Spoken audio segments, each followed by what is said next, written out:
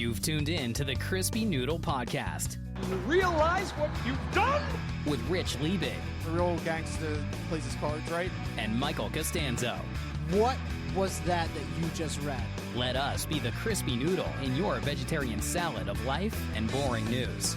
Good times, noodle salad.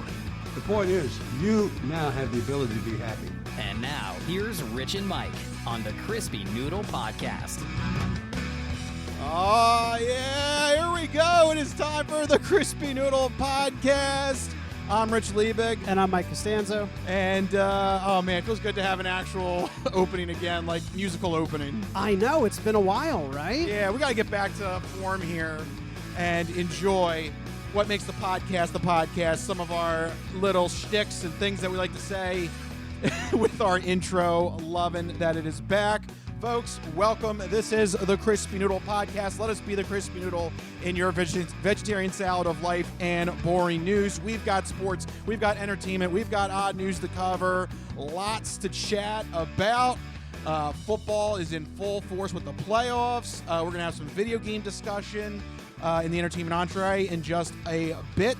But before we get to all of the topics, Mikey, my friend, how are you doing? How is Costanzo Country? I'm doing great. Costanzo Country has been just fine over here, enjoying the cold winter weather by staying inside and watching 100 Years of Solitude on Netflix.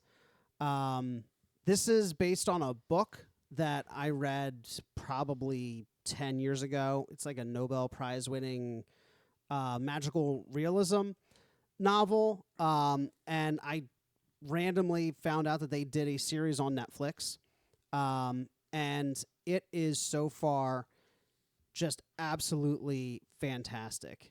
It's really hard to describe because it's such an all-encompassing story. It follows the trials and tribulations of one family in Colombia over the course of a century of their family, and how their family is either, you know, the nature of being cursed / blessed / something else, right? So basically, because it follows his family, everything's involved. Everything is involved. I don't want to give away too much because it's kind of one of those things where you just have to experience it. I do think the book is far better than the show, which happens sometimes. Yep. But the show's still been a great ride, and yeah, you're a big reader. I am a big reader, just yes. like AJ Brown. So that's just good. like AJ Brown, which we'll get to in a little bit. Yeah, you two should be peas in a pod. I think we would be good buddies. You should write a letter to him. I should be like, hey, I saw you read, dear Mr. AJ. Yes. I see you read. I also read. Yes. What do you like to read? I also would like to read at the link.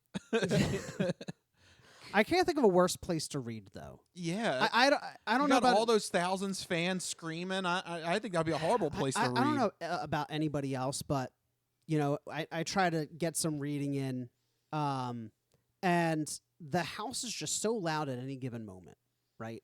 My mom is like on the phone, but it's on speakerphone. I don't know why. That's just the default for phone calls in this house. Yeah. Just like everybody's like speakerphone. So I'm like trying to read. All of a sudden, there's like a whole ass conversation happening. Yep. You know, in the other room that I'm fully present for. There's like nowhere where you can't hear.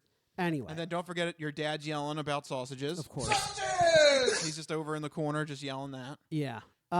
So anyway, I definitely could not do what A.J. Brown did and read on the sideline of an active playoff football game. Yeah. That's insane. Yeah. We'll get to that more in depth in just a minute. Yeah, but go check out 100 Years of Solitude. It's very, very good if you want a little bit of Latin American magical realism flair. But Rich, what have you been up to? Yeah, I mean, it's just been following playoff football at this point. I mean, this is the time to watch football. You're just 100% invested in playoff football right now. Yeah. That's the only thing happening. Yeah. As far as I'm concerned, this is the time to block everything out. And it's just like, it's time to watch. Especially last weekend, they had 6 games. Yeah. It was like nonstop football. Super wild card weekend. Yeah, it was super. Yeah. So doing that. Yeah, I mean, it's just been, kind of enjoying the cold right now. Yeah.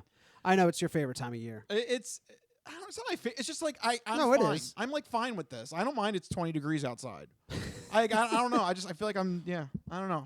There are people that flee this kind Yes. of weather. And you're like, no, I'm going to move to Maine. Yeah, I'm going to go north. Yeah, if anything. in the winter, you do the opposite. Think about it. Yeah. Right? The I don't wanna- rental prices are probably super cheap if you go the further north you go during the winter. Yeah, I don't want to be here when it's 100 degrees and 100% humidity. I hate that. Yeah, no, that's too much. Yeah. So I was literally with some of Rachel's family on Saturday, and it was like 25 degrees and the wind's blowing. And I think it was her aunt, she turns to me and she's like, you would rather have this than Rehoboth down the beach, wouldn't you? I'm like, yeah, you would. Yeah. And she's like, you're weird. I'm like, I don't know what to tell you. I don't know. I like. No, but you totally would. You would prefer the winter than the beach any day. I don't like the beach. So first of all, that's not good. Yeah. Like that's already just a bad. Me, sand, sun. I don't like it. It's too much. But yeah, too many irritants. Yeah. But also, I feel like I don't know. I feel like it's easier to combat the cold than it is to combat extreme heat. You put on a few extra layers if you need to. They have hand warmers and things like that. But you know what? You enjoy some hot cocoa or hot coffee. But you know what they don't have? They don't have hand coolers. Yeah, Like, what do you ice. What you do? Just bring ice. Stick your head in a bucket of ice. Like there's only so many ways. And also, at some point, the ice melts. Right. It doesn't work. There's only so many ways to cool off. I always say there's easy ways to get warm, but at a certain point in your attempt to cool off, you get arrested for indecent exposure. Right. Like, there's only so far you can go before it's a problem. And then you're on the odd news. Right, exactly. You can't do it. It's not good. It's not good. So I guess I'm weird. I'd rather have this weather than. No, I like the cold weather because I like curling up under a blanket, like you said, with some hot cocoa or some coffee. Yeah. It's cozy. You know, like, yes, it's cold outside, but you really get to enjoy those creature comforts more during the winter. Yeah, I don't know. Yeah. I also think I look better in like winter clothes. I am at, You know? one podcast I should put on like a nice flannel because I am at peak Michael when I'm able to wear flannels and jeans. Like that is. Yeah, you should be wearing some flannel right now. It's like 20 degrees outside. I'm finding this T-shirt inside though. No, we are inside. So I work from home full time. I don't go outside. People are like, we have to do a podcast outside. Oh my God, that would while it's snowing. That would be miserable. We have to set up a little tent, and we have to do the podcast outside. I'm sure we can manage. We're tough. Anyway. Yeah. So yeah, there you go. Just a little personal bit to let you know what we've been up to since last week's episode. But we got to get to all of the news at hand, and there is a lot. Especially in our first batch of topics with the Sports Sampler. So you're not good at sports. It's a very small part of life. Sports. In your face. Ha ha! That's right. And actually this happened before the games on Sunday. I felt like the Sixers were trying to steal some thunder from the NFL because this came out of nowhere. Yeah. All of a sudden, the 76ers have announced that they are not going to build the stadium in Chinatown in Center City of Philadelphia, which we discussed it was going to be a bad idea with all the traffic and losing all the heritage that you would have in Chinatown and the small businesses there. I mean, this is literally something that I really don't know anybody that was in full support of this. No, other than Josh Harris. Josh Harris and maybe the government of Philadelphia. No, it seemed like nobody was in support of it. But I think what's becoming abundantly clear is that this was some kind of like negotiating tactic. I don't think for as many renders as there were and plans, and they're like, oh, it's going to bring an economic boom. I'm now thinking that was never going to be the case. That it was all just some negotiating tactic to get a new arena in South Philly because it seemed like they very quickly they had just gotten the go-ahead from all of the governing bodies. And then they're like, oh, never mind. Yep, here we go. We're going to stay in South Philly. Changed their minds. Never mind. Like everything they put everybody through, it's like all some kind of song and dance, some spectacle. And then, they're getting their new arena down there, which I have said for the longest time makes way more sense. Why demolish however many city blocks you got to demolish to put in a whole giant-ass, ugly-ass arena in the middle of Center City when There's like an infinite number. If you have not been to the South Philly Sports Complex, there's an infinite number of parking lots. You look out as far as the eye can see, just asphalt everywhere. I'm like, okay, tailgating, but you could take one of those freaking lots and turn it into a new stadium, build a parking garage, for Christ's sake. Yeah. And then build up the rest of the area with restaurants or shops or fan experiences, whatever you want to do. Like, you don't need 400 million acres of parking. I mean, I'm not wrong, right? Well, the whole advantage of having build a parking garage. The whole advantage of having South Philly Sports Complex is that everything is located there. Yeah, right. And all of the transportation is already set up down there. Exactly. Every way of transportation just like dumps you in the sports complex area. Yeah, like it's perfectly designed to be that way for a reason. Yeah. If they were going to do the thing in Center City, it would have been chaos. Yeah, it throws Absolute everything chaos. off. So on a transportation reason, glad that that's happening. On a logistical reason, I'm just glad it's happening. I've been to the Wells Fargo Center this season. I don't know. I kind of find it fine. I'm really surprised that. I mean, we all know the real reason why Josh Harris is doing this. He wants the 76ers to own their stadium, right, so that they get profits, they get control of their scheduling. Yeah, and they want the off-season revenue of like bringing in concerts and different, performing acts and stuff like that. Right. I totally get it. I find it just surprising that the Wells Fargo Center is like being labeled as this like dinosaur it's like or something. Being demonized. I mean, like it's not that. It's not. I'm trying to think. The last time I was there, I think we saw Guns N' Roses there in 2017. I think that was actually the last time I was there. Was that the last time you were there? Was the double? What other reason do I have to go to the Wells Fargo Center? No concerts. No nothing. I don't do hockey or basketball. Yeah, and no, I haven't been to a concert in a long time. I was at a Flyers game a couple weeks ago. So. Okay, and it wasn't bad, right? Yeah, it wasn't bad. I remember when I was there for the Guns N' Roses concert. It wasn't bad. Before that, I went to a Flyers game, and it was for like a bachelor party, and somebody got one of the booths, rented out one of the booths with the food and everything. Oh yeah, that's nice. I was like, this is plenty nice. Like it's a state. Like, what do you want? It's a stadium. And people are like the Link is some kind of epitome of like fine dining and art. Like, it's a stadium, either. It's a stadium, though. You don't want that either, because the Yankees stadium, they like offer sushi. What person in their right mind is going to a baseball game People and is thinking who don't actually like their sports teams? They're just bandwagon jumpers. Yeah, I would like a little sushi with my baseball this afternoon, please. What? I mean, I wouldn't mind some sushi. Get the hell out of here. I wouldn't mind some sushi. I just wouldn't trust Sodexo to make it. Or Aramark or whoever's supplying the food. Like, no. Like, I want to go to an actual... No, you do not need to eat sushi at a baseball I don't game. want sushi served to me by the same company that makes prison food.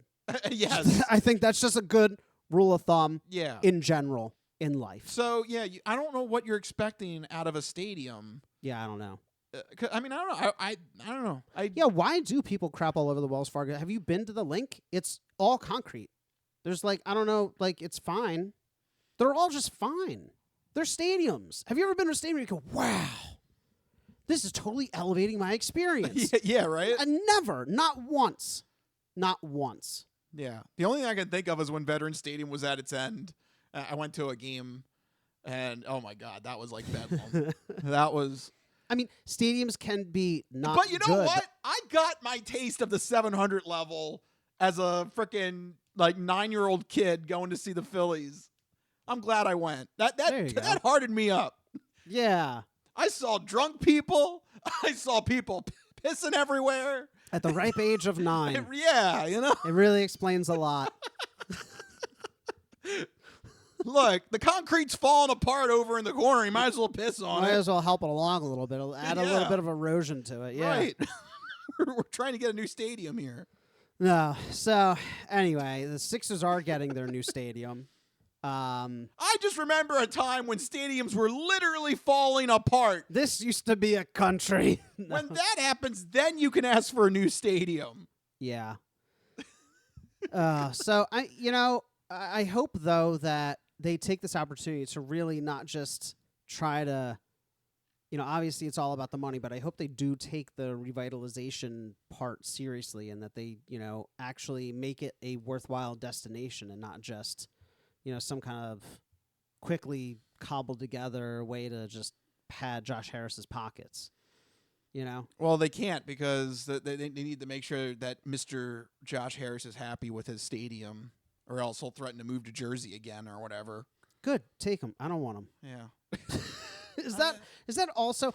I've also this entire time I've been baffled by the fact that, like, I don't know why the 76ers were like the team that was spearheading this. Like, we are so good and so prominent that we need our own stadium. No, you're not. Yeah, you guys lose in the first round. Like, if the Eagles had done this, I can maybe understand. If the Phillies had been like, we want a brand new stadium, but the Sixers are like, we need it. You're the 4th out of 4 teams. You're the last team that deserves a new stadium. The Flyers should get their own stadium. You should be forced to stay in Wells Fargo.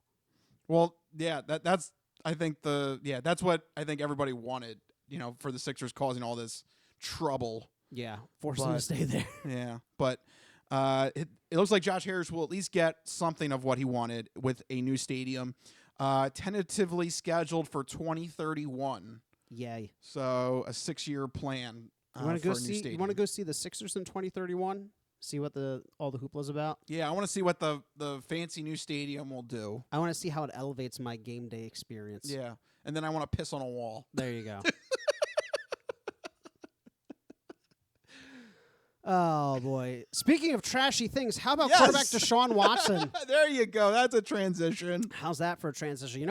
What's not transitioning is Deshaun Watson into a starting role anytime soon because the Browns quarterback may be done for good. It was recently reported that he re-injured his Achilles in Miami. No, God! No, God, please, no! No! No! No! Yeah, well, the bad news doesn't stop because now it is a full-on ruptured Achilles, which is one of the most damaging injuries to come back from in sports.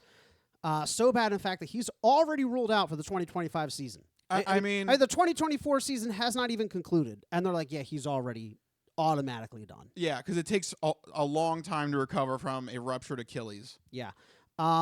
So now the questions are flying around every which way in the football community. Is Deshaun Watson done?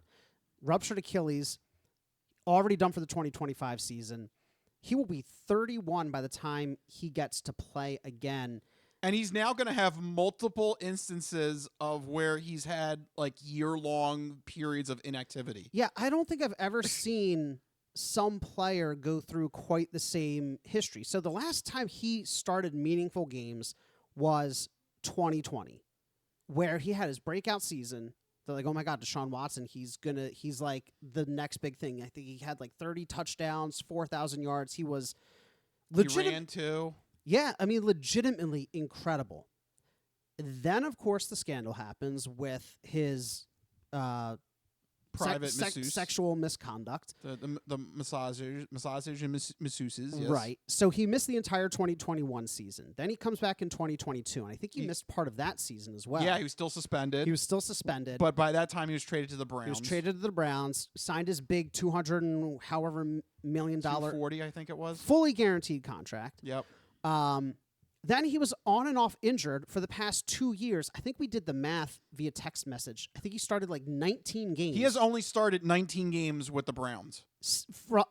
From 2021, 22, 23, and 24. That's 19 games in 4 years. Well, 3 seasons with the Browns. 3 seasons with the Browns, but 4 years. Yeah, I mean, playing. Yep. In the past 4 years, he's only started 19 games. And now, add season 2025 to the mix. Yep. 19 games over 5 seasons. Mike Vick missed that time in prison. It took him a whole year to come back, but then he did come back. This guy hasn't played meaningful football in 5 years. I mean, the reason I think he's getting injured so often is because he's just not able to get on the field and get his body back into game shape. But I don't think it ever will at this point. Like, it's too far gone. Yeah. This is not hyperbole, but I'm going to just say it. I think this is the worst trade, worst contract, worst deal ever made in sports history. I can't think of anything else that has been so damaging to a franchise, especially a franchise that could have been a contender. Baker Mayfield, that last season he had with the Browns, he got them a playoff win. Yeah. I remember at the time, Yeah, we had controversy about Carson Wentz. I said, I would rather have Baker Mayfield than Carson Wentz. boy, And everybody was like, what are right. you talking about? I'm like, Baker Mayfield's not bad. He's just with a terrible organization. Now, I don't know if Deshaun Watson is bad, if it's a terrible organization, some combination of the two, whether it's just injuries, whatever. But what I do know is that you are correct in that it is one of the worst. No, I think it's the worst. The worst. Because I can't think of anything that's has been worse or more detrimental to a franchise. I just crunched the numbers. He has been paid $12.5 million per game. Because he's only played 19 games. Yep. In that span, and that comes out to almost $13 million a game. That's insane. Yeah. There is a possibility here that the Browns could catch a break here, though. And I believe it's the reason why they've been very tight-lipped about exactly what happened with Deshaun Watson and the injury. Because, according to Pro Football Talk, there is a clause in his contract that voids the deal if he's injured via a list of certain activities. And I feel like the Browns have purposely just been saying like he got hurt. You know, like they haven't said like, was he practicing? Was he from a contract rehabbing? From a contract standpoint, they don't want to say that, but also from a PR standpoint, it looks really dumb if you're like, yeah, he was injured racing boats in Miami or whatever dumb thing. Well, listen, but I've been to Miami. You don't go to Miami to have a nice little cozy cup of tea. Okay. If they can prove that, well, guess what? They saved themselves $92 million out of the, I think, 100 or so, 102 that's guaranteed to Deshaun Watson. So, I mean, that's a big deal. I think the Browns injured his Achilles. Just took a freaking... They took a crowbar. They're like, yeah. Because we talked about it last year. We're like, when are they going to pull the plug on the Deshaun Watson experiment? Right? Yeah. Like, I had mentioned last year that they should have cut him. I mentioned it this year that they should have cut him.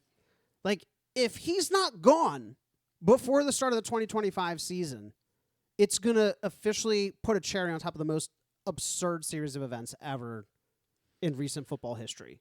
No matter what happens, the Browns have to draft a quarterback now with the number 2 overall pick, right? You don't get many opportunities like that. They have to. They have to. Which is funny because I feel like this screws over the Giants. Because the Giants also need a quarterback. I think the Giants at number 3 were like, oh, yeah, we're still going to get a quarterback. Nope, because the Titans need a quarterback, and now the Browns need a quarterback. And at number 3, you're screwed. I would say if the Giants were any kind of intelligent, they would know that. I think they should have assumed that the Browns are going to take a regardless of whether or not Deshaun Watson's healthy. He's not proven that he should get another deal. Yeah, but I guess there's a shadow of a doubt. There's kind of like, well, maybe not. If Deshaun Watson's healthy going into 2025, I think you can either pick the best available at number 2, or you could trade back because you would still have the logic, we're going to give Deshaun Watson one more year. But now that you know he's on the shelf and he's not coming back for 2025 and possibly for the rest of his career, because at this rate... but what happens if he comes back in 2026? Do you think the Browns are really going to give him a shot in 2026? Well, I mean, following that logic, if you think that they thought they were fine with him for 2025, then it's not that much of a stretch of the imagination to think that they'd be fine with him in 2026. Yes, I can. And that is the chance of drafting a new franchise quarterback. Then why wouldn't they do that? And then just dumping whatever the remainder is by 2026. But what I'm saying is they would have just drafted a quarterback anyway in 2025 or this upcoming draft. Possibly, but I think the odds went I think the odds exponentially went up. I think it was like an 80% chance. It's now like a 99% chance. I don't think that high. I think you really think it would have gone best available? If Deshaun Watson was going to come back healthy, I think they probably would have been at 50-50. Oh man. Yeah. No, I would have taken a quarterback regardless. Well, anyway, I mean that's just me. It's a moot point because the Browns are stupid. They may still just take best available. Well, it's a moot point now because he's hurt now. We know he's done at least for the 2025 season. Does another team give him a shot? Maybe if the Browns end up cutting him, maybe as a backup. Like, here's the thing. This is You're not going to trust them as the starting quarterback anymore. This is all just speculation as well. Yeah. We may turn around tomorrow and the Browns are like, nope, we're going to see this contract through. Like, that could very well happen. I don't understand it if it does. No. The answer is no. The Browns have Brownsed before. That would be a very Browns move to be like, we're standing by our quarterback. Yeah, the one with all the sexual allegations and the guaranteed contract. That's a very Browns move. Yeah, I'm going to go with no.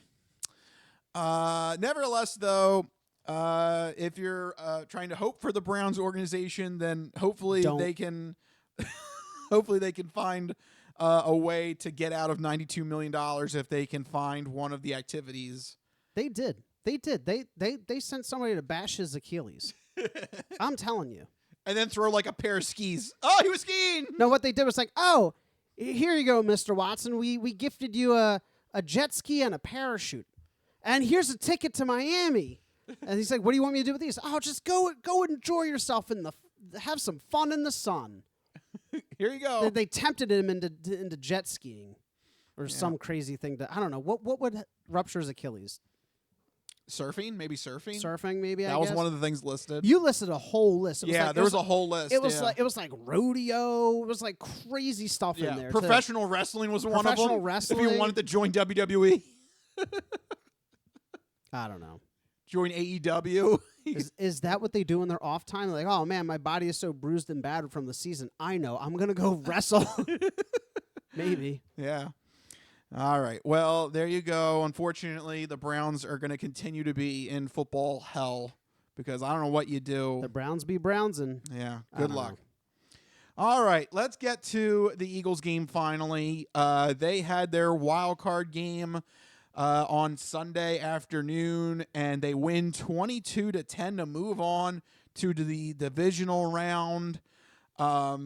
Like we mentioned before in the intro, A.J. Brown was caught reading a book on the sideline. It's the biggest controversy to ever happen in Philadelphia. Yes. This book, it's a self-help book. Yeah. It was, before this game, it was like ranked 520,000th on Amazon's reading list. It shot up to 1. Wow. I don't even know what percentage increase that is. Like 17 million? I don't know. Yes. Like, you jump from a 6-digit number to number 1. That's insane. Yeah, I don't know why this has been getting so much press. People are making such a big deal that he was reading. And then Nick Sirianni, his teammates are like, yeah, he's been reading all season long. It's just what he does on the sideline to, like, he likes to read, apparently. Calm his mind, center himself. Everybody has their own thing. You know? Some of them review game footage. Some of them chew do gum. Do you take issue with the fact he was reading? Not really. As long as he's fine. It's a long game, especially for these guys, because we're watching the whole thing, but they're also only on the field for like roughly half of it. Yeah, I mean, I don't know. If it makes him a better player, so be it. I don't care. I mean, what do people think is happening on the sideline when they don't show the 2 seconds of the quarterback reviewing the tablet? What do you think he's doing? Chewing a hot dog. Yeah. Suck it down, Jilly Dog. That's exactly what they're doing. They're having a hot dog. They're shooting. They're chatting with their teammates. Back in the 60s, they would have cigarettes and be hawking up a lung. Yeah. Probably. All I'm saying is it's a long game. They're probably standing around, chit-chatting, having a hot dog. They're probably playing games on a phone or something. Like, guys, come on. I don't know if they can have phones, though. I think the phones Actually, they allowed. probably won't. Yeah, that's not allowed. Damn Chad Ochocinco ruining it. Bring a Nintendo Switch. I don't know. Honestly, that would be hilarious. If they just like cut to the sidelines, some guys over there just like playing Mario Kart. Yeah. So, yeah, I think that's a whole nothing burger. I don't know why that's getting cause for drama here. You know what's not a nothing burger, though? Yep. Do you want to talk good or bad first? Let's go bad because I kind of teased with that. Okay, yeah. The offense as a whole, though, Oof. very disappointing, I feel like. So what's the most disappointing thing for you? Honestly, it's just handling the blitz. I was really, like, I could see it watching the game in the first half. It just seemed like Kellen Moore and Jalen Hurts had no answer for when the Packers were calling a blitz on them. Yeah. That you couldn't just at that point, you need to designate somebody to be the hot route dump off guy. Yep. If you see 5 or 6 guys coming at you on the blitz. Yeah. a lot of people are saying that Hurts was rusty. I don't think it was a matter of rust. I think that the issues that we saw were an issue of, like you said, Kellen Moore and him not being on the same page of calling plays that are going to get guys open and get them open quickly and take advantage of what the defense is showing. I think it was Dan Orlovsky went through a lot of footage, and he was pointing out how, like, on every single play, Hurts is holding the ball because the receivers are all covered. They're not running any kind of route combinations that are scheming them to get open, that are clearing space, that are putting them in favorable matchups. And the bigger issue for me, though, more than that, was I noticed this sort of timidness with the play calling. I remember it was like a 3rd and 12, like early in the game. Yeah, they call for a run. I remember and that. They call a run. And then another 3rd down. They call, I don't know if it was called or if it was checked into, audibled, but a quarterback draw. And I'm like, they're not even trying for the first. Yeah. And they're not even trying for better position for a field goal. They ran on 3rd and 12 on their own side of the field to set up a more favorable punt. Yeah, what? That is loser kind of play. That's the type of play calling you call to lose a game. It reminds me This of is what the greatest thing about sports is. You play to win the game. Hello? You play to win the game. You don't play to just play it. Who I think it was Peyton Manning, one of his final years in Indianapolis, they kneeled to end the game to go into overtime. Yeah. And then they lost in overtime. Lost straight away on the first play of overtime. It's like that type of timid play calling. It is so bizarre to me because the Eagles' bread and butter this year has been aggressive play calling. And now on the biggest of stages, it's not even the biggest, it's the smallest of the big stages. They're like the wild card round. We're gonna run on 3rd and 12. We're gonna QB draw on 3rd and 19. Yeah. That was horrible. You have A.J. Brown and Devontae Smith, arguably 2 top 10 receivers, and you're like, we don't know what to do with them. How do they get open? Yeah. Dallas Goedert, a top 10 tight end. And 3rd 19, you're like, oh, might as well just kneel. So the scheming was bothering me, but more than anything, it was the timidness as well. I know you don't want to jeopardize a game that early by being too risky, too aggressive, but like there needs to be some kind of balance. Yeah. Right. To me, it was just the blitz. Like, designate a quick 3-step back, get it out to a hot receiver. You hit your back kind foot, of play. Ball is out on a slant. We saw how effective those A.J. Brown is with running slants. I mean, it's almost guaranteed to get you like 6 or 7 yards every time. I just don't know why they weren't creating something for him to handle the blitz with. Yeah.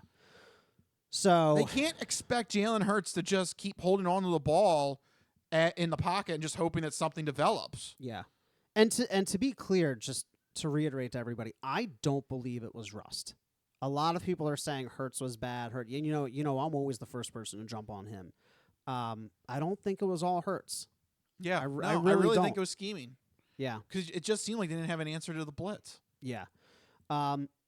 However, they did eventually end up winning the game, but mostly because of their defense. Yeah. This defense, oh man, 4 takeaways. This 2 defense sacks. could be enough to propel them to the Super Bowl. It is a stifling defense. And Green Bay is no slouch. Everybody forgets because they were the 7th seed. Like, Green Bay was a quality football team in the hardest division, full stop. The only problem is, though, they did lose like 3 other wide receivers during this game. They did, yeah. Yeah, it was definitely a battle of attrition. Yes, it was. And, credit to the Eagles' conditioning and their toughness. Unfortunately, we did lose Nakobe Dean. Yeah, that is the one big loss. And people are like, oh, it'll be okay. I'm a little concerned. Nakobe Dean had so much experience working alongside Zach Bond. I know Zach Bond's the all-pro. Nakobe Dean was just another guy.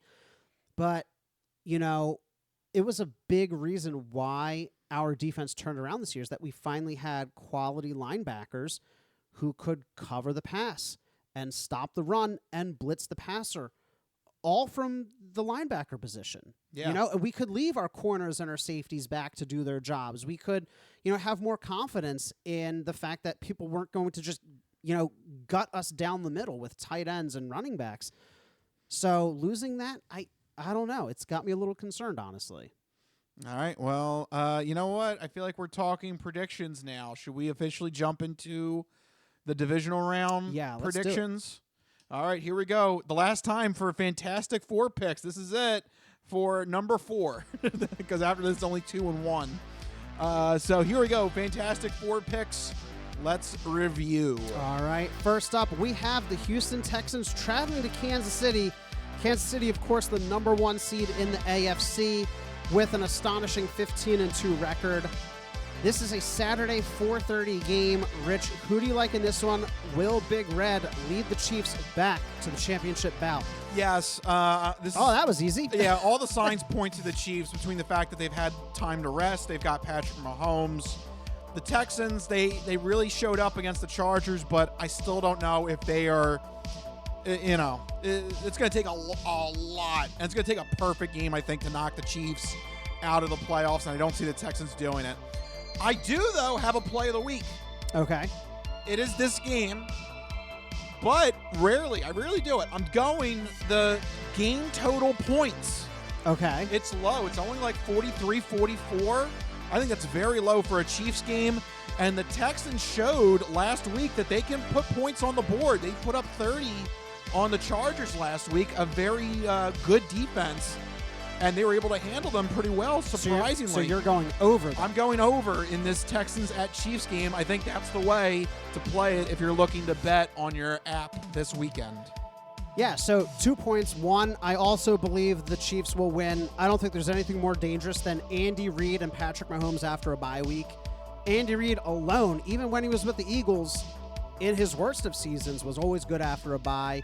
So I think they're going to win. Point the second, in terms of what you're saying betting-wise, these teams matched up against each other just under a month ago, and they went over that point total in that game as well, I believe. So, or over that point total. So there's no reason they shouldn't be able to do that again, having learned a little bit more about their opponent and maybe finding some weaknesses to take advantage of. But I think this one's simple. Chiefs in Arrowhead. It's going to be bitterly cold. The Texans have a stifling defense, but I don't know. The Chiefs just find a way to get it done somehow this year. I honestly don't know how. They've not impressed me much, but they keep winning.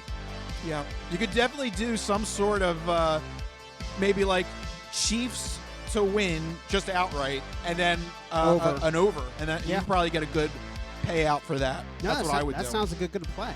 Take his advice, people. But next up, we have another surprising playoff team here. Washington Commanders at Detroit Lions. This is a Saturday primetime game. Rich, nobody was shocked that the Lions would be here, but I think a lot of people were shocked that the Commanders have made it to the divisional round of the playoffs. Can they keep it going against arguably the best team in the league? Yeah, this is weird. I'm kind of rooting for Washington, because if Washington wins and the Eagles win, then the Eagles get the home field for the NFC Championship Would game. that not be absolutely insane, but also a divisional rematch, too? The storyline is just too good, Yeah. I think. So it's weird. I'm rooting. So he's picking Commanders. I'm rooting for Washington, but just all signs point to Detroit. And I mean, the point line, the point spread is almost 10. Yeah. There really for is. a divisional round playoff game, that's a lot. Yeah. There's really not a whole lot going for Washington for them to win this game. I mean, look, he's a rookie quarterback. Rookie quarterbacks do not go to the Super Bowl in their first year. It's so difficult. And I think at some time the luck runs out, and I think they run into a Mack truck here against the number 1 seed Detroit Lions. So I think it's pretty self-explanatory. Detroit is probably going to win this one. Yeah, it's just it is a shame that the Commanders' journey is ending here. They had a fantastic season. We talked about that culture change there that's happening. And they do have that great defense that's really been stepping up the past couple of weeks. However, to beat the Lions, you have to be able to chase them in terms of points. You have to be able to win a shootout as well. Defense is going to help you, but if you go back and you look at all of the Lions' previous games, I made this point earlier in the season, just in terms of point totals, they put up 31, 40, 34, 40, 42 in a loss. You need to be able to outgun them. I don't think the Commanders are there just yet. I'm not saying they can't get there. They've shown a real great turnaround this year. But I think the story ends here, and I'm officially going with the Detroit Lions in the divisional round. Next up, moving back to the AFC, we have the Baltimore Ravens traveling to Buffalo. This is a Sunday 6:30 game. Rich, who do you like in this one? Will Lamar Jackson be able to continue in the playoffs, or will that dreaded playoff bug bite him again? Well, you know that Vegas respects both of these teams. This is pretty much a pick 'em at whatever sports book you like to gamble at. So, I mean, this is really just, It's as close as you can make it. Yeah, this is splitting hairs. And on that front, I'm just by the slimmest of margins, I think I'm going to go with Bills at home. And I think that home field advantage is really going to matter. It's going to be neck and neck. And I definitely could see the Ravens still winning this game. I could see, some sort of, outstanding game from Derrick Henry or Lamar Jackson or something. But it just looks to me that the Bills are going to be at home. They're going to be playing, their defense is one of the top defenses in the league. Josh Allen is having an MVP season to match Lamar Jackson. Here is one stat, though. The Ravens, whenever Lamar Jackson throws more than 30 times, they are 3-4. And the 3 wins are division games.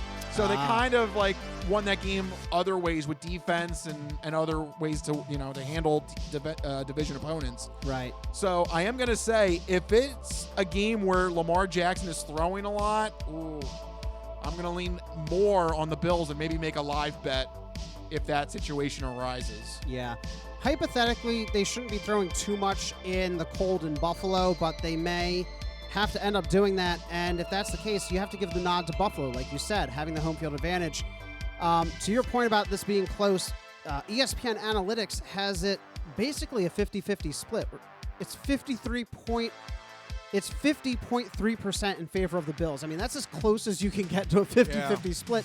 I think that 0.3 is home field advantage, and the fact that the Bills have been more consistent the past several years than the Ravens have been. The Ravens notoriously struggle in the playoffs. Lamar Jackson is looking to buck that trend, but the AFC is just so difficult. Those top teams are so difficult. And Buffalo still, they've earned their spot there with great offense, great defense. They're a complete team at home. I think it's Buffalo. It's going to be close, though. I think it's still going to be close. Yep. And finally, our very own hometown Philadelphia Eagles are hosting the LA Rams. Coming into town, Rich, who do you like in this matchup? It's a Sunday 3 p.m. game. Well, I mean, I'm going to root for the Eagles. I think they definitely should be able to pull this off.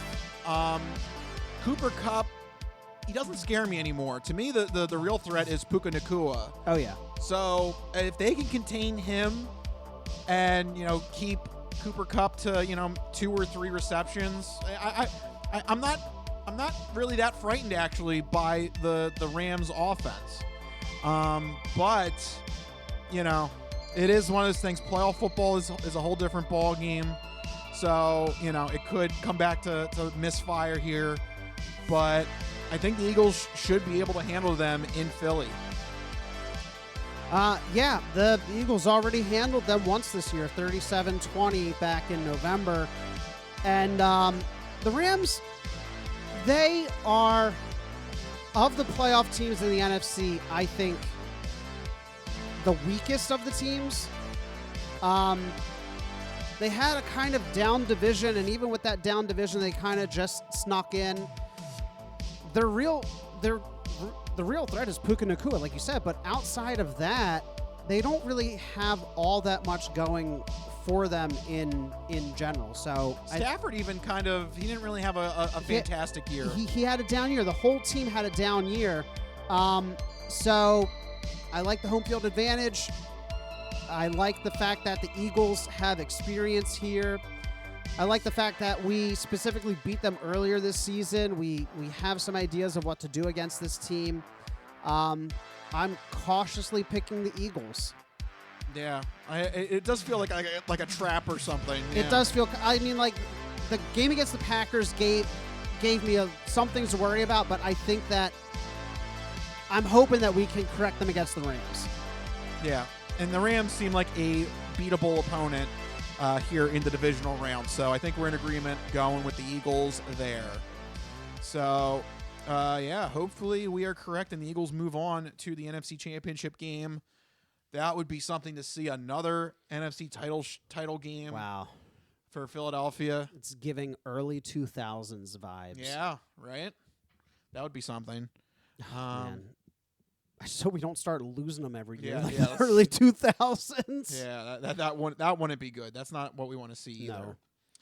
No. But there you go. The divisional round of the playoffs this weekend. Fun stuff. Getting the 8 teams down to the 4 that will compete in the conference championship games. It's already that time of the year. Unfortunately, Mike, that also means the games are winding down. There's only a handful of games left. I know. Football's coming to an end, and then I go into my sports slumber, my sports hiatus. Yeah, which is a shame because I've been seeing ads for the Masters. Yes, CBS, here we go. Get ready for the Masters. It's way too early for that. No, it's not. There's ads. There is snow on the ground and football to be played. It is too early for golf. All right. Well, right now I'll give you that, but it's in the back of my mind. Okay. All right. We got to take a break because Mike's going to throw a wrench at me or something at this rate. But we'll take a break and we'll come back with the entertainment entree and the non-fortune cookie odd news when we return. This is the Crispy Noodle Podcast.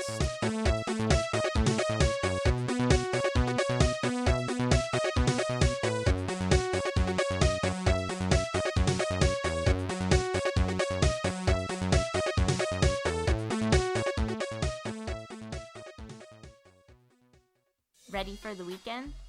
Happy Friday. Hi, my name's Marie, and I'm an artist who's been making Happy Friday doodles every week for over 7 years. And now you can own my art collection in this Volume 1 and Volume 2 art series. These doodles span across multiple themes, yearly festivities, various countries, languages, and more. Both coffee table books have something for everyone and are the perfect conversation starter or gift for a friend. Really, anyone who enjoys a good weekend. Available on Amazon, Ingram, BookBaby, Barnes & Noble, and more. Visit happyfridaydoodles.com/books and get your copies today. Let's celebrate the best day of the week.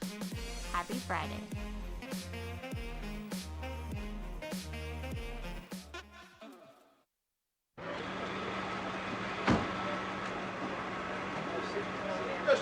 You just assured me that I could speak. Sit down inside the car. We're not assuring anything. We're under arrest. Look, I'm under what? Come on. Gentlemen, this is Democracy Manifest. Have a look at the headlock here. See that chap over there? Get your hand off my penis! This is the bloke who got me on the penis before. Get some cups. Why did you do this to me? Hop in the car. Get some cups. For what reason? What is the charge? Eating a meal? A succulent Chinese meal? Oh, that's a nice headlock, sir. Oh, yes. I see that you know your judo well. Good one. And you, sir, are you waiting to receive my limp penis? Now, get your hands off there. No, we've only got one cup. Ta-ta and farewell. So I guess get him in the car. One cup, look. They even broke.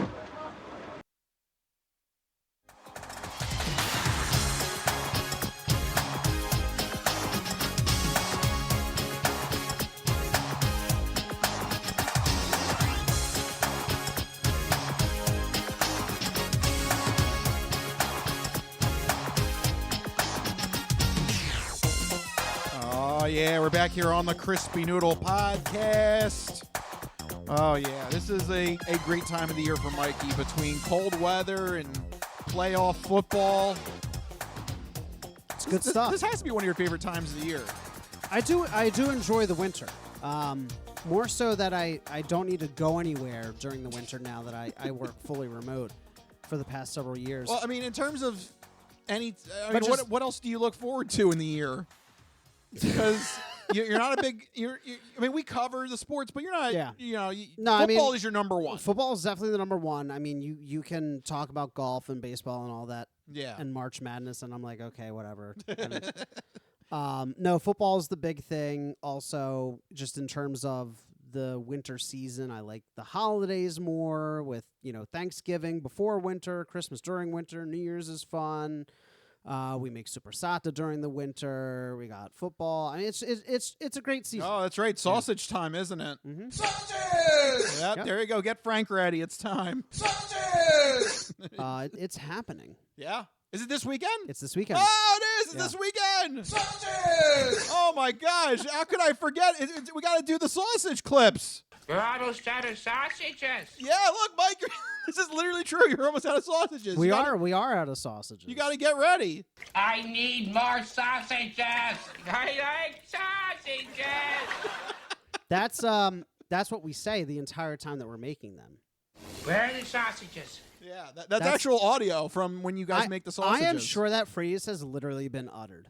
Yeah. While we're making them, yeah. You said you'd bring me sausages. I don't see no sausages.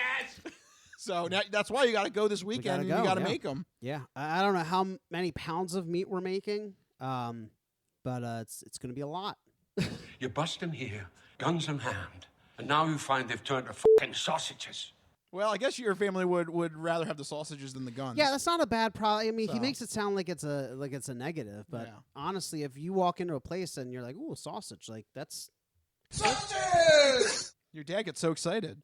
He does. Anyway, all right. So there you go. That's sausages, this weekend. Mike's gonna make sausages. Another winter thing we do. Yep. All right. Well, here's something that we need to do, and that is talk about some new things in the world of video games and movies and TV and streaming and everything like that with our second segment, the Entertainment Entree.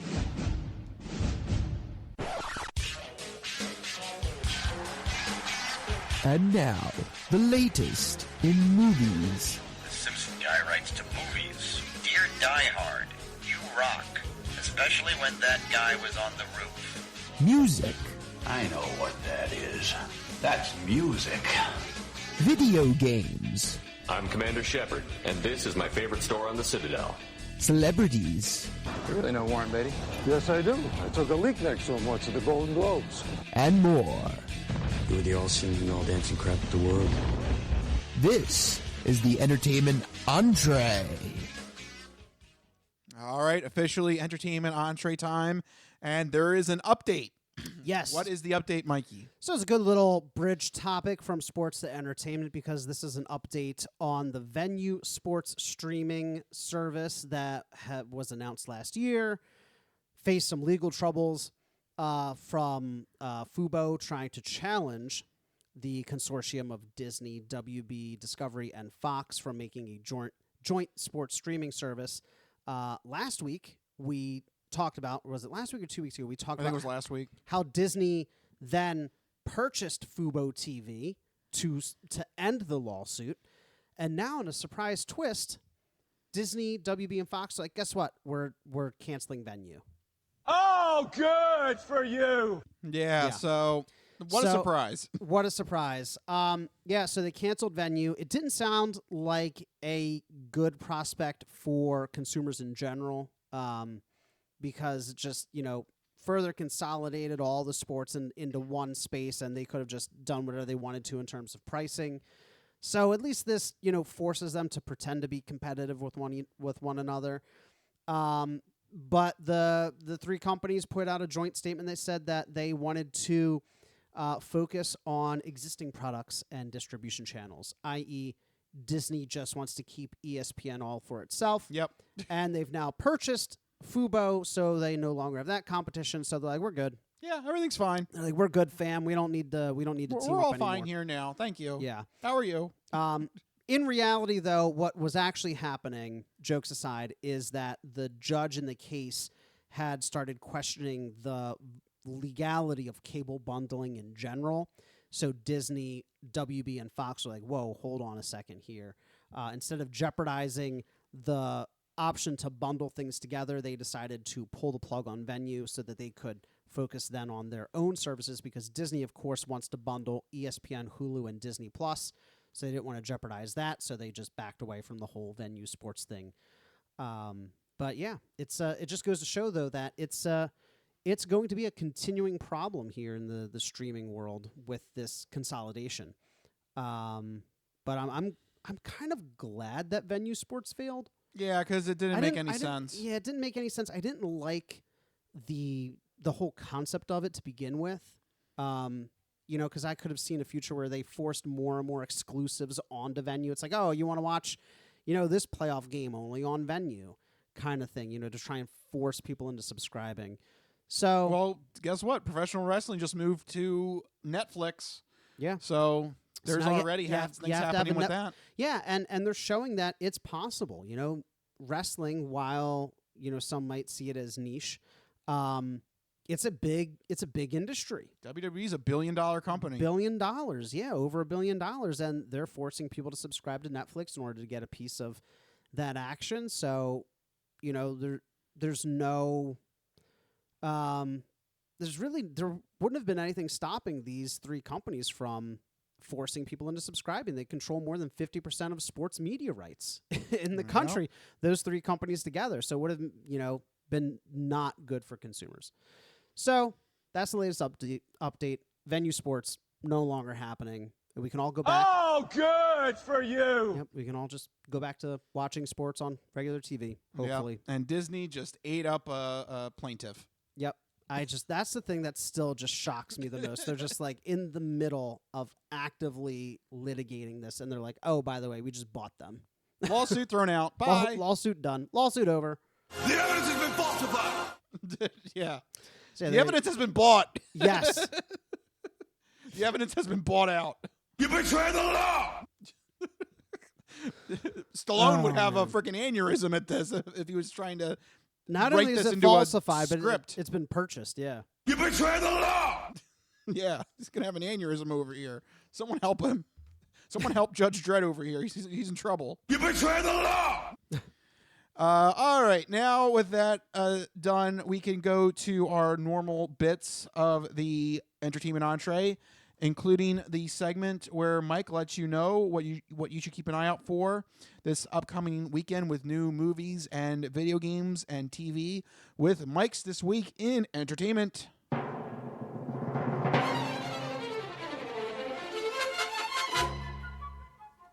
All right, Mikey, what do you got for the people? All right, first up in theaters, Wolfman is a new horror film hitting theaters this week. A man moves his family to his inherited childhood home after his estranged father's mysterious disappearance and presumed death.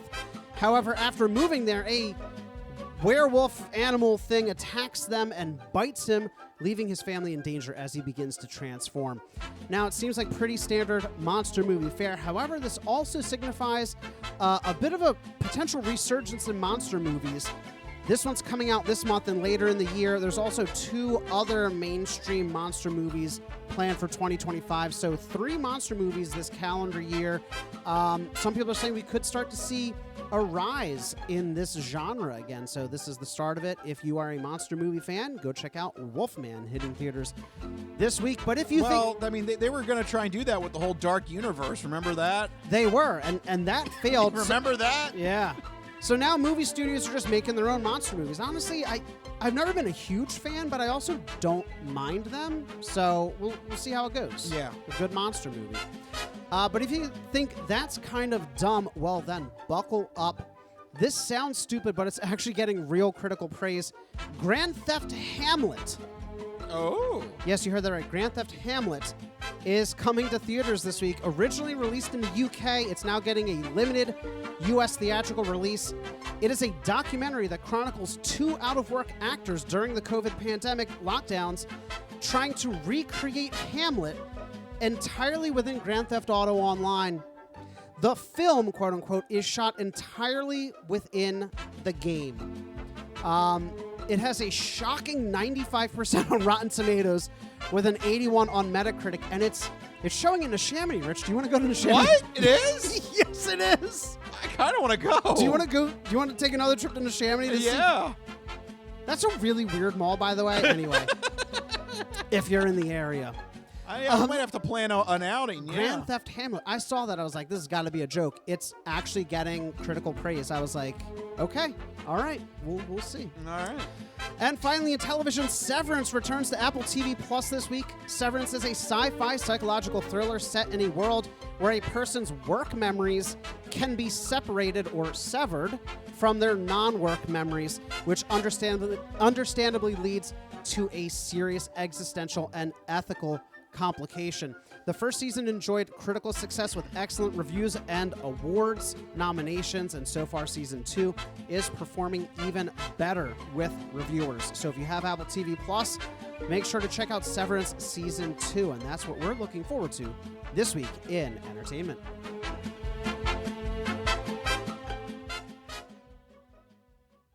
All right, thank you for that segment. All right, Mikey, let's talk some video game news. I just finished Alan Wake 2. Yes. So I'm a big fan of Sam Lake and Remedy. I think they're doing just a bold storyline opportunity here with their Remedy connected universe, connecting Alan Wake and Control and possibly some other pieces of IP that may come down the pike. They're ranking. They're climbing up my video game company list, if you will. Yeah. Along with some other ones like Naughty Dog and Ken Levine for his BioShock games. But you have the ultimate narrative here to put everything into one neat package here with these 2 interviews that just came out. So let's talk about these quotes that have been coming out from these interviews that kind of signals something different here with storytelling in video games. Yeah, so these 2 quotes are kind of making the rounds now, kind of talking about this kind of spectrum in video game narratives, and these 2 quotes kind of highlight the direction or misdirection of modern games and storytelling, and kind of representing the 2 ends of the spectrum here. So on the one end, we have Alan Wake 2 director Kyle Rowley saying, quote, "I think we should aim to be the European version of Naughty Dog." Naughty Dog, of course, popularizing those incredible story-first, narrative-driven games, kind of leading the charge in the early 2010s of like, hey, video games can be a mature form of storytelling. They've done Uncharted. They've done Last of Us. I mean, they've been around for years, but those are their 2 big properties really pushing that aspect of gaming forward. Then on the other side of the spectrum, you have Ken Levine, former director of the BioShock series, working on a new game called Judas, which has been stuck in development hell for, a decade? Almost. It seems like it's been forever. Maybe there's a reason it's been stuck in development hell, which we'll get to. He recently lamented his previous works, saying that BioShock was, quote, a very, very long corridor. And then he continues to say that he wants the new game Judas to be, quote, much more reflective of players' agency. So we kind of have 2... maybe we should clarify agency. So he believes, I guess we're going to dig into his quote specifically. He believes that BioShock kind of was very narrow and limited in its scope, and that players didn't have a lot of choice or a lot of influence on the game, and that when people talk about a corridor in video games, think back to early first-person shooters, right? You walk down literally a hallway of doors, and, bad guys jump out and you shoot at them, and game levels were just a long, essentially, hallway. They twist and turn sometimes. Maybe there's like a single branching path, but ultimately it just leads you by the nose down one path. It's a very linear right. storytelling. It's called the golden path. There's only one way through the level, right? And so he is taking issue with that style of gameplay, and instead wants a game that's more open, that focuses on player choice, that gives them a lot of agency to control and influence the state of the game, the state of the world. Honestly, we don't really know, because Judas is at this point still vaporware. It's not Yeah. real It, for all it has not been for all intents and purposes. There's only been like a trailer, right? Yeah, there hasn't like even been one any other trailer gameplay. in a decade. Yeah. So, this spectrum that I'm talking about here, we have games like those popularized by Naughty Dog, which is like you're going to play an action movie in the form of Uncharted. We're going to lead you through a very tightly, carefully crafted narrative. And then you have, of course, the complete opposite, which is like the full open world games. But now Ken Levine is saying that, he wants to move away from those corridor hallway shooters into something else. But I guess the question here is, how can you, or is it possible to achieve the same type of narrative depth that BioShock had in a game that gives you more agency like what he's looking for? I guess I'm positioning it as an either or kind of question, but I really just want your opinions on the whole state of video game narratives, because you could go the Naughty Dog route like Remedy is trying to do to great success, or you could try and buck that trend by going the way of Ken Levine. Well, I mean, I don't want it to be like an either or. Yeah, because you can have an open world game and the story is amazing. Now it's more difficult because you got to write a whole bunch of different endings and different ways to get to the endings. But Baldur's Gate 3 shows, there are so many different endings with that game. There are so many different pathways you can choose, so many different characters you can align yourself with. It's possible to still have a great story in an open world. So I mean, I don't know where exactly he's trying to make the argument there. And personally, I'm a little sad that he kind of laments BioShock, because I found BioShock to be a revolutionary game when that came out. I thought it was amazing. I mean, I know it's not. It doesn't impact the story crazy amount, but there are things that you do with the little sisters in that game that affect the tone of the game and then affect what ending you get, even though it is like one of 3 endings or something. It's not. Yeah, it's only a handful of endings. Yeah. And they're not really all that much different, like the second and third ending. But I also take issue with his comments, because the great thing about BioShock and why it was so influential is because it was a tightly controlled narrative. One of the gimmicks was, and this is a spoiler for a almost 20-year-old game. Oh, wait, should I officially do spoiler then? Sure. All right. In case they make a movie out of it. Right. Absolute spoilers here. It's a spoiler. Ooh, it's a spoiler. Don't listen. Go away. And the only reason we're playing that is because it is regarded as the biggest plot twist, or one of the biggest plot twists in video game history, in that you find out that your actions are not your own, that you're being controlled by another entity. Yes. Right? So what BioShock very deliberately does is it takes the notion of control in video games and it makes that a narrative point of inflection. Yeah. And you can't do that if you do Baldur's Gate. It kind of like falls apart if you're allowed to choose where to go and what to do. Like you can't make that commentary on control. You can't have that narrative the way that it was envisioned. Like, could you imagine an open world BioShock? It immediately falls apart. Not with the story, no. Yeah. Maybe with the environment you could. I mean, sure, with the environment, but it's not the same. Right. Would it be the hallmark game that kind of put video games as a medium on the path that it's been traveling the past 20 years? Probably not. Yeah. So it's sad that he's taking that dig at his own game and failing to realize the monumental impact it had on game narratives, because if you don't have BioShock, maybe you don't have developers like Naughty Dog that are thinking, well, we can make these games say more and mean more, Yeah. In a weird kind of way.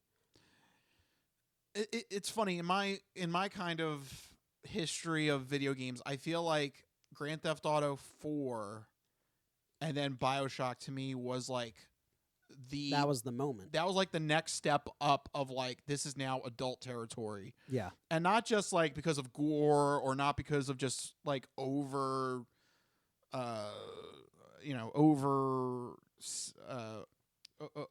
level of violence being over the top. It was because the storylines were getting more serious and the ability to understand the storylines were more of a higher level. Yeah. And then there was also different endings as well. And it really just seemed like that was like a time for video games as an art form to jump the next level. And I thought we were all in agreement that like that was a monumental and great thing for video game history. But yeah, it seems like Ken Levine, it seems like he's lamenting it, and I don't know why he would put it like that. Yeah, it's very disheartening to me. It makes me worried for the next game that he doesn't really recognize what made BioShock so special, because the thing that I never once crossed my mind while playing BioShock is, boy, this hallway is really boring, or oh, I wish I had different choices to make. You know? I'm going to make a really you're going to do a major eye roll, but this okay. really does remind me. And I hate to say it could be a bad foreshadowing. It does kind of remind me of Orson Welles. Ah, the French champagne has always been celebrated for its excellence.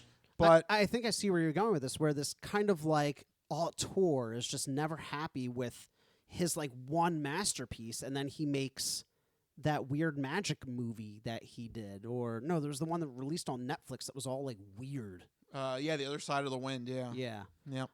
Is that what you're kind of getting at?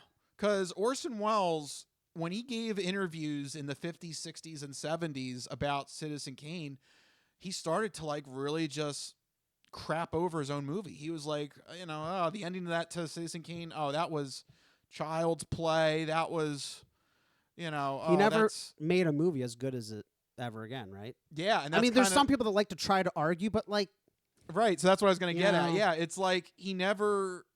It's weird. He never respected the legacy that he created with Citizen Kane. He kind of just thought like, it was just a parlor trick. I could write something 10 times better than that, but then he never did.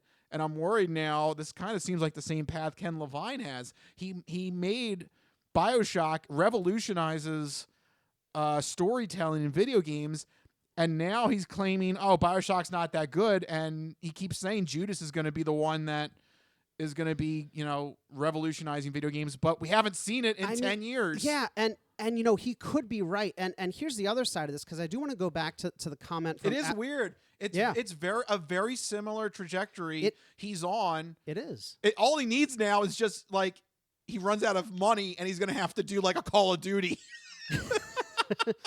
I mean, I guess no video game developer is above it, but I do want to pivot back to the Alan Wake 2 director's comments about wanting to be like Naughty Dog, because, Ken Levine representing this like desired shift away from corridors.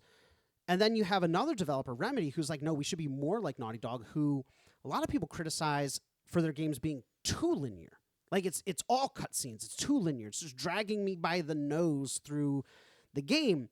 However, Naughty Dog, since they had their own revolutionary moment with Uncharted 3, I would argue, they've had Uncharted 4, they've had The Last of Us 2, they've had another Uncharted game in there, 4 games in that time, and Ken Levine has had 1. He had BioShock Infinite. Yeah. And we haven't heard from anything from Judas. And Naughty Dog has continued to push narratives forward in games. Yeah. I think there's something to be said about the way that Naughty Dog and Remedy handle games. I mean, Alan Wake 2 was not a game that had a huge amount of player agency, right? Right, yeah. I mean, I would argue you had no agency. They had a very clear story that they wanted to tell. The only thing you can do is like kind of change up the episodes if you want. And you can play it again, and I know that changes things if you play it again after beating it once. Yep. But it's far from an open world game. It's more of a wide linear game, kind of like a God of War. Yep. And see, it's funny you keep mentioning these like great games. That doesn't mean if something's linear, that doesn't mean that it's simple. Like I feel like it's getting a negative connotation that like, oh, it's a simple story or it's And I think that's what's bothering us so much about the Carter comment is that there can be a great level of depth in something that's linear. Yeah. And sometimes I appreciate a linear game because right now I'm playing Dragon Age Veilguard and still trying to play Baldur's Gate 3. You know what happens? As I'm doing all the side quests, I go back to the main story, and they're like, oh my gosh, this level 2 enemy is so difficult. And I'm like, dude, I already had a whole like character arc with this companion, and now you're like, it's like weird. You can tell where you're like outpacing the game because they're referencing things that you've already like done and experienced. Yeah. You know? And so it is harder to make a cohesive narrative when you have such a wide gameplay experience. I think that a more focused approach is better. And I'm not saying that you can't have great gameplay experiences or narrative experiences with open world games like you mentioned Baldur's Gate 3. But what Baldur's Gate 3 doesn't have, this is going to be controversial, is a compelling central narrative. There are created stories. You know, there's like you do zany things with your companions. You have all these little side stories, and like the story is how you interact with it. But I would argue the main story, for me, for the first 2 acts, I keep forgetting what the hell is actually happening because I'm so occupied with like making sure I know, you know, making sure that Shadowheart doesn't, you know, go one way or the other with her decision, or making sure that Karlach doesn't explode or whatever. Like I'm so caught up on all these other things that like the main story is secondary to me, you know? So like it's a good narrative for different reasons, but in terms of this, you know, linear storytelling versus player agency storytelling, I think if you want to tell a really cohesive, groundbreaking story that is remembered for the narrative, that gets turned into an HBO series, you got to do it like Naughty Dog or like Remedy. I mean, look, I just I coming off of Alan Wake 2, I feel like I feel like Remedy is like they're shooting past all of the previous video game developers on my favorite list. Do you think that Remedy could be the European Naughty Dog? Absolutely. Do you think they should be? Absolutely. They try. First off, even doing Alan Wake 2 and everything they did with that and Control, to me, I've accepted Remedy as my Lord and Savior. Sam Lake can do no wrong. But there's no stopping them. They just seem to really know how to tell a great story, a complicated story, but nothing that takes itself too seriously. I find it really enjoyable, and I really can't wait to see where they're going next with their connected universe. Yeah. So I would love to see them trend more in the direction of an. I think Naughty Dog is the premier storyteller in games, and so if Remedy, they say they want to be like the European Naughty Dog. I think Remedy's doing great at what they're doing right now. I don't think they should try to go more towards Naughty Dog, but focus on refining and polishing what they've already done, because they have created a great name for themselves in their own right, you know? Yep. But, yeah, so, I mean, just a little bit of positivity for the more linear game. Yes. It's not a negative. It's not a dirty word. Not everything needs to be a sprawling open world. Right, and I feel like that's the trap Ken Levine is falling into, and that makes me a little sad. Yeah. But anyway. All right, let's get to being happy, though, with our third and final segment, the non-fortune cookie news. We've been talking about cool and its ramifications and how it applies to the hip scene.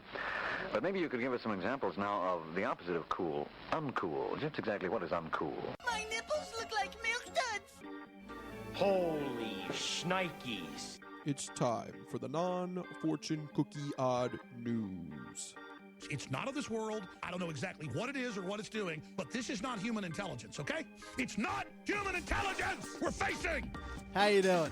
Me? I'm doing great. Manda basata. I don't make this stuff up. I'll take a pound of nuts. That's a lot of nuts! That'll be $4, baby! You want fries with that? I've seen the celery dance across the baseball fields. You had me at meet tornado. No, go past this. Past this part. In fact, never play this again. Okay. What does that mean? And now it's time for the non-fortune cookie odd news. So sit back, get everything you need to get from the kitchen. Be sure and empty the bladders, go to the bathroom, because you're in for a hell of a ride.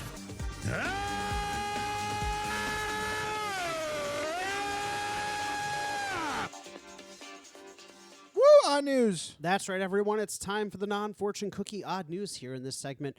Rich researches the news, he reads the news, and I react to the news. He finds a weird and wacky story and keeps it hidden from me, which ensures that all of my reactions are my genuine gut reactions to hearing the story for the very first time. That means that I don't know what's about to happen, you guys don't know what's about to happen, and even Rich doesn't know what's about to happen because these stories always take us down wacky and wild paths. And I'm ready to get started. Where are we heading to? And why? Damn it, why? Oh, well, you know where we're going to. Now, who is this guy in Florida? It's Florida, and they're crazy. I don't know why I bother asking some weeks. Yep. Although this is a special occasion, it's New Year's Eve. Okay, all About right. time we got some New Year's Eve holiday stories. Yeah, they're starting to trickle in. Nice. Yep. We're going to follow the case of Octavia Wells. The French champagne has always been celebrated for its excellence. The French champagne has always been celebrated for its excellence. That was a tenuous connection, but okay. I'll allow it. Yes. Not Orson Welles, Octavia Wells. Okay. Long distant relative, of course. Yes. Okay. Brothers, cousins, former roommate. What does that make me? Absolutely nothing. All right. Well, it's New Year's Eve, and Octavia Wells is bored, so the 41-year-old decided, hey, let's liven this up with some drugs. I'm on drugs again. Oh, yeah. What better way to ring in the new year, I guess, right? Right. So the 41-year-old Florida woman decided to text her dealer that she has $45 and she wants to buy some points. According to the drug report, points is drug speak, this is in the police report. Points is drug speak for a gram of fentanyl. Did you know that? I did not know that. No, I honestly thought that the drug dealer had some kind of like rewards program. I'm on drugs again. I mean, hey, yeah, there you it's go. like a punch card, you know? Next one's 20% off. You do 10 lines, you get one free. Oh, kind of thing. Wow, that's really nice of the drug dealer. What a way to drive business, though. Am I right or am I right? Wow. If a place gives you a rewards card, boy, right here on the Crispy Noodle Podcast, drug reward program, but not for not taking drugs, for taking drugs. For taking drugs, right? Yes. Tell me though, if a place has a rewards program, do 9 lines, get your 10th free. Hey man, that's what it's about. I'm on drugs again. You got to work the system. You got to get the bonus points. You know, when Dunkin' and Starbucks have bonus points, you got to do little. I don't know about Dunkin', but at least on Starbucks, it's like order a latte 3 times this weekend and you get 50 bonus stars. They gamify it. You know, like think about it. That could really drive business for that drug dealer. I'd buy that for $1. Exactly, like dollar deals, dollar Wednesdays or something. You know.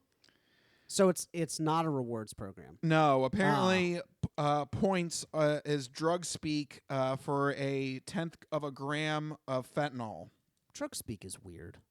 Anyway. So there you go. I'm going to get some points. Some points. What is it, 1/10 of a gram? Yes. What the heck is that? What's a 1/10 of a gram?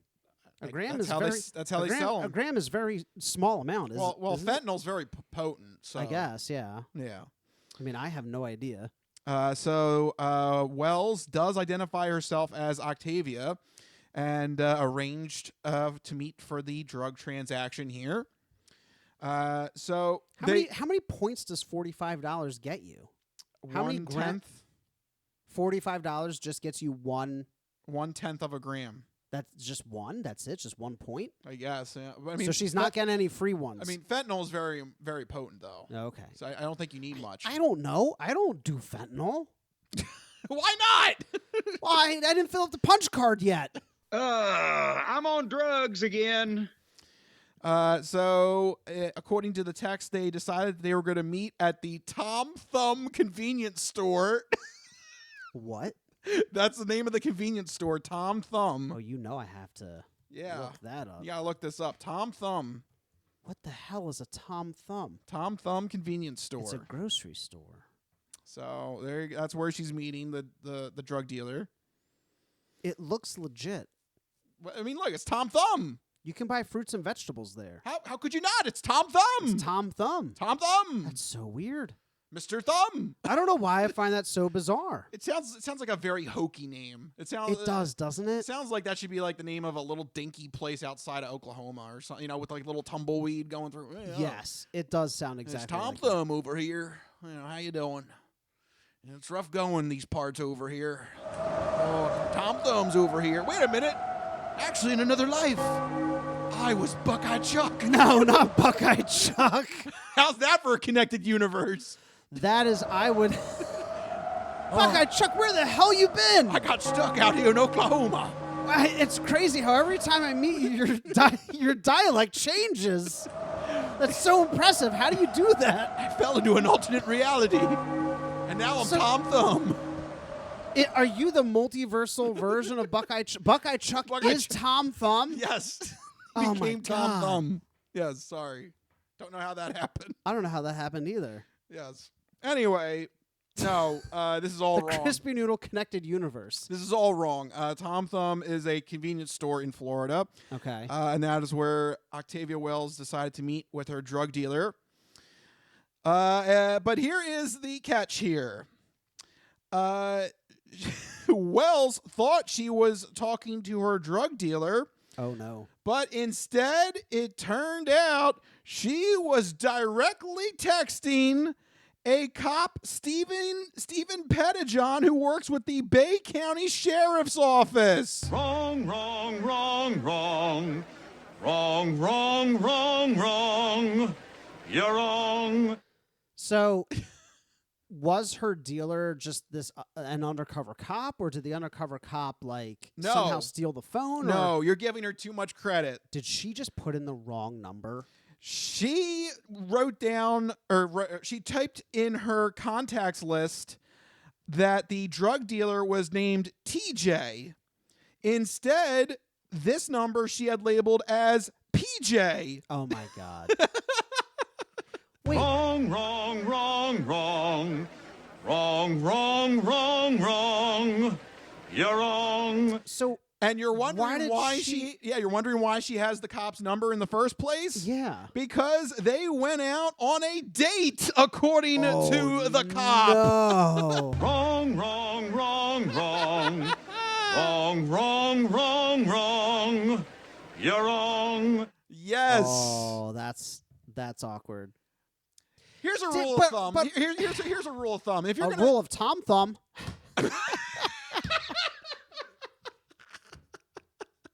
Yes. I'm so stupid. Yes. You are correct. A rule of Tom Thumb. If you're going to be active in the drug scene, don't date cops. I don't think that's going to work out. Maybe she was thinking, keep your enemies close. But your enemies closer? Yeah, keep your friends closer, your enemies closer. This guy is a friend and an enemy. Keep your drugs close, but your cops closer. Yes, exactly. Because the cop's not looking at his own thing, He's looking for criminals out there. He's not looking at the people next to him, It's his weak spot, his blind spot. Yeah. Now, I don't know, I think every phone kind of does this, but it keeps the whole conversation. So how is it that she types in the name and starts typing and doesn't notice the previous conversations hey, when do you want to go out and get drinks? I'm free here. And then the breakup texts and whatever, because I assume they were no longer together at this point. Otherwise, he would have been a more regular contact. I don't know. I would take it that they had just been dating. I'm going to go with they were just dating because I don't see anything that says it was a long time ago or anything. So they were actively. I believe so, according to what I see here. That's pretty bad. Yeah. TJ and PJ. You got to get those initials right. That's awkward. He shows up and she goes, "Oh, PJ, I didn't know you were coming over today." He's like, "Yeah, about that." Yeah. You inadvertently gave me all the evidence I need to arrest you. Usually, the stereotypical phrase is, it's not you, it's me. This time it's, no, it's definitely you. Slaps the handcuffs on her like, these are not for the bedroom this time. No, this is all you. Yes, that's when Wells told cops that she made a simple mistake, believing that she was texting her drug dealer. Yeah, she got caught. You can't really hide that. Yep. They also searched her vehicle, which turned up a variety of drug paraphernalia. Yeah, that makes sense. She was booked into the county jail. She's being charged with 1 felony and 2 misdemeanors. And she has been ordered by the judge to not consume alcohol or drugs, and she must submit to random urinalysis tests. So, and I also imagine that this dating relationship's not going to work out. Yeah. Yeah. Man, that sucks. So they were. From what you've said, you seem to believe that they were like actively seeing one another when she made this. They mistake. at least went out on a couple of dates. I feel like by the tone of this story, it sounds to me like they at least gone out recently. Oh man, that sucks. Yeah, fortunately, Leah, love dies young. Sorry. Damn. Especially when one of the people involved just blatantly gives all the evidence away. Yeah. Also, try not It's about to get all stupid up in here. Try not doing fentanyl. Yeah. It's just a, suggestion. You don't have to take it, but I feel like it'd probably be a good thing.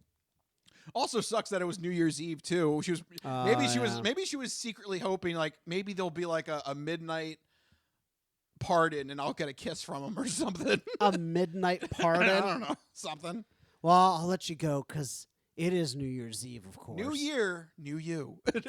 No more fentanyl, honey. This sounds like a horror. This actually sounds like a horrible bad rom-com. Hallmark. Yeah, a bad Hallmark movie. New year, new you, coming this winter to Hallmark. It opens with somebody just doing hard drugs. Not quite the vibe Hallmark is going for, but no, it has to do like the 90s version of drugs, where it's just like one like really long roach or something. Like, ooh, he takes a puff. Ooh, you're high! Oh no! Oh no! We've got to save her. We have to save her from herself.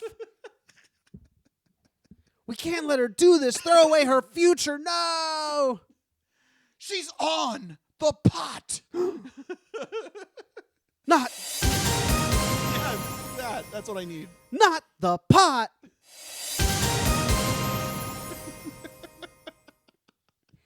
Yes, and then it kicks off the movie. Right. New year, new you. New year, new you. Coming this winter. The cop boyfriend saves her. Yes. Oh God. That's there you go. Nauseating. There you go. That's an hour and a half. Hollywood rom-com. is going to be banging down your door tonight to get that spec script. There you go. That's a 90-minute rom-com. There you go. Signed, sealed, delivered. Right here on the Crispy Noodle podcast, we come up with stuff like this. Copyrighted. At least give us some money or credit or something. Help us out. Yeah, right? Yeah. All right, there you go. That's what I have for you this week in the non-Fortune Cookie Odd News. And we're getting to our limit here, so we need to start wrapping this up. Thank you guys for listening and supporting our little show. If you like what you heard, make sure you go to our website, thecrispynoodle.com. Make sure you find us on all the social media, Hubbabaloo, all that fun stuff. But most importantly, make sure you have a way to get the podcast sent to you every week. 2 main ways to do that. First one is on YouTube. Go to our YouTube page, Crispy Noodle Podcast. Hit the subscribe button so you get the podcast sent to you every week on YouTube. Second main way is on Spotify. We put the podcast up on Spotify. You can listen to us as a video podcast or as an audio-only podcast on Spotify. And if you have Android Auto or Apple CarPlay, you can take us on the go with you using Spotify. So if you're going to Tom Thumb's a long road trip to Tom Thumb. Yeah, if you're going to Mr. Tom Thumb's convenience store, you can take us on the go with you. There you go. Mr. Tom Thumb. Mr. Tom Thumb. Well, after you listen to the podcast on your way to Tom Thumb, It just sounds like a stupid made-up name. I'm sorry. It really is. I don't know where the name came from, but it does sound dumb and made up. But if you want to send us some dumb made up things, you can find us individually on X, formerly known as Twitter, where you can send us your sports, entertainment, and odd news stories. I'm at Mikey Costanzo, MikeyCostanzo. And I'm at Rich Liebig, RichLiebig. You can find us on X and Instagram. Let us know what's happening. If you give us a topic to talk about on a future episode, we'll give you a sausage shout out. And you know we have the sausage clips because I played all of them just about for Mike's sausage making weekend. It's true. Make sure odd news comes to me so that Mikey doesn't see it. But other than that, if you've got a topic that you want us to talk about on a future episode, let us know, send it our way, and we'll give you a sausage shout out if we do. So make sure you do that. All right, but for right now, we got to start wrapping this up. We got to head to Tom Thumb. We got to go see him. We got to go see what he's up to. So let's start wrapping this up. This has been the Crispy Noodle Podcast. Let us be the Crispy Noodle in your vegetarian salad of life and boring news. That'll do it. We'll see you guys next week. See you guys. Later. Bye-bye, all you fine peoples. Good night.